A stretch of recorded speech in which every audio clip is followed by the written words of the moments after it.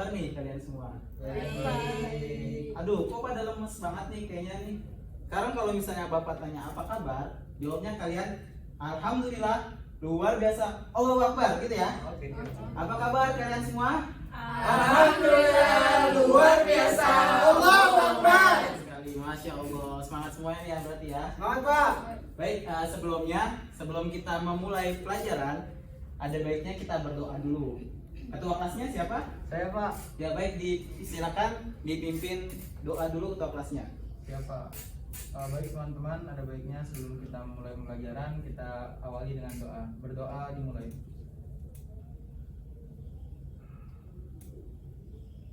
Berdoa selesai. Baik, selanjutnya kita akan melanjutkan pelajaran dari sebelumnya, pembahasan minggu lalu, yaitu bab toharoh. Ada yang tahu sebelumnya kita membahas tentang apa? Gak tahu ya, lupa ya. Lupa Pak. Sebelumnya kita membahas tentang wudhu, dan sekarang kita akan membahas selanjutnya bahasan tentang tayamum. Nah, di sini kita akan mempelajari bagaimana cara tayamum, apa aja syarat-syarat tayamum, kenapa melakukan tayamum, serta manfaat tayamum bagi kehidupan kita. Nah, sebelumnya di sini ada yang sudah mengetahui pengertian tayamum ataupun sudah pernah melakukan tayamum sebelumnya? Ada yang udah pernah? Belum Pak. Udah Pak, saya. Oh, Bunga sudah pernah. Coba bisa diceritakan Bunga ke depan pengalamannya tentang tayamum, dan kalau bisa menjelaskan tentang pengertian tayamum itu sendiri. Jadi teman-teman, tayamum itu adalah sebuah metode pengganti wudhu apabila di saat mendesak dan tidak ada air.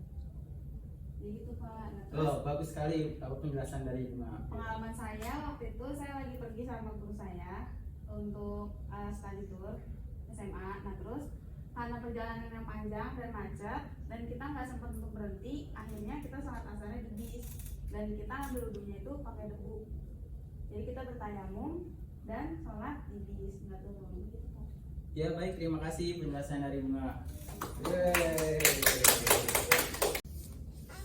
Ya, bagus sekali penjelasan dari teman kalian yaitu Bunga.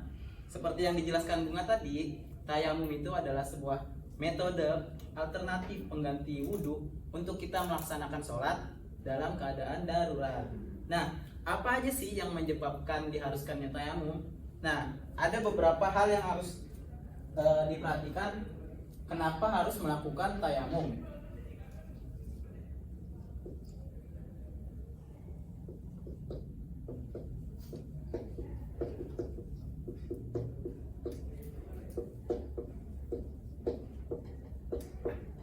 Nah, di sini ada 4 hal. Yang pertama itu karena tidak ada air.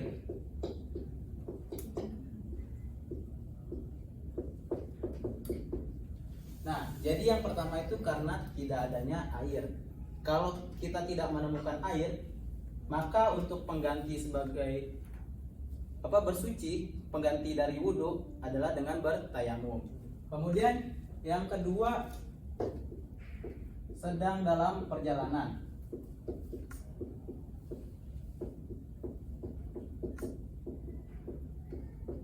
Nah, dalam perjalanan ini misalnya di pesawat, di bis, ataupun kalau yang hobinya ke hutan, ke gunung, sedang dalam safar, itu tidak menemukan air, maka juga diperbolehkan untuk bertayamum.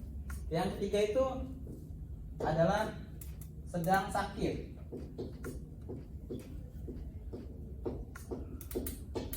Nah, jadi sedang sakit ini maksudnya bagi mereka yang sakit dan tidak diperkenankan terkena air kulitnya. Jika dia terkena air kulitnya akan lebih membahayakan bagi dirinya dan itu tidak baik. Nah, untuk orang-orang tersebut itu diperkenankan untuk bertayamum. Nah, yang keempat ini yaitu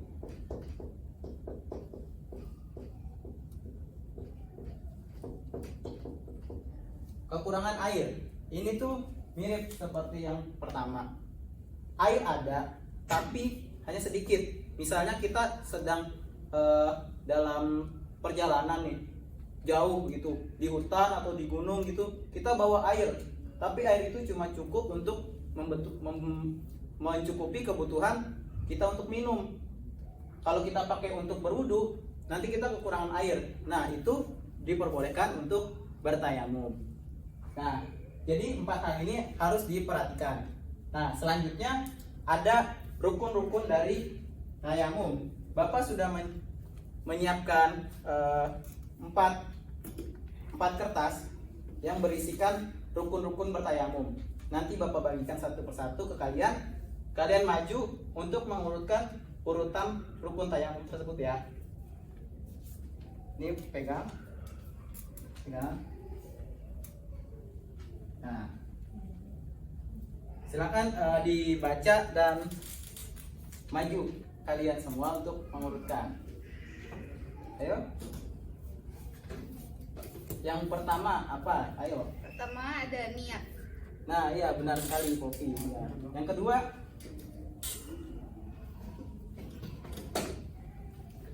ada mengusap wajah dengan debu, Pak. ya betul sekali Haji. Selanjutnya apa? Ayo. Yang ketiga ada mengusap kedua tangan dengan debu sampai siku. Benar sekali. Terus yang terakhir? Yang keempat ada tertib atau berurutan. Ya, bagus sekali ya teman kalian semua ini. Ya, baik, silakan duduk kembali.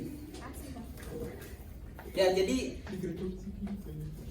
itu ya, itu adalah rukun-rukun melakukan tayamum. Dah, cut.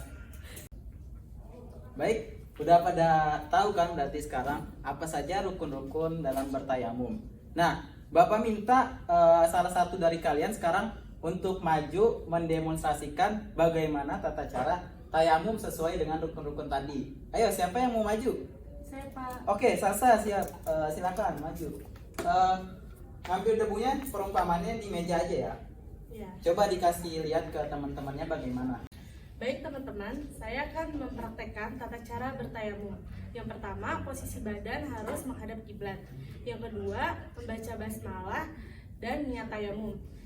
Bismillahirrahmanirrahim. Nawaitu tayamuma listibahati sholati lillahi ta'ala. Yang ketiga, letakkan tangan di atas meja, lalu ditepuk dan diusapkan ke seluruh wajah. Yang kedua, letakkan kembali tangan tersebut di meja, lalu ditepuk sekali, diusapkan ke tangan kanan terlebih dahulu sampai siku, lalu sebelah kiri dari tangan sampai siku. Yang terakhir yaitu tartib. Ya, baik. Beri tepuk tangan.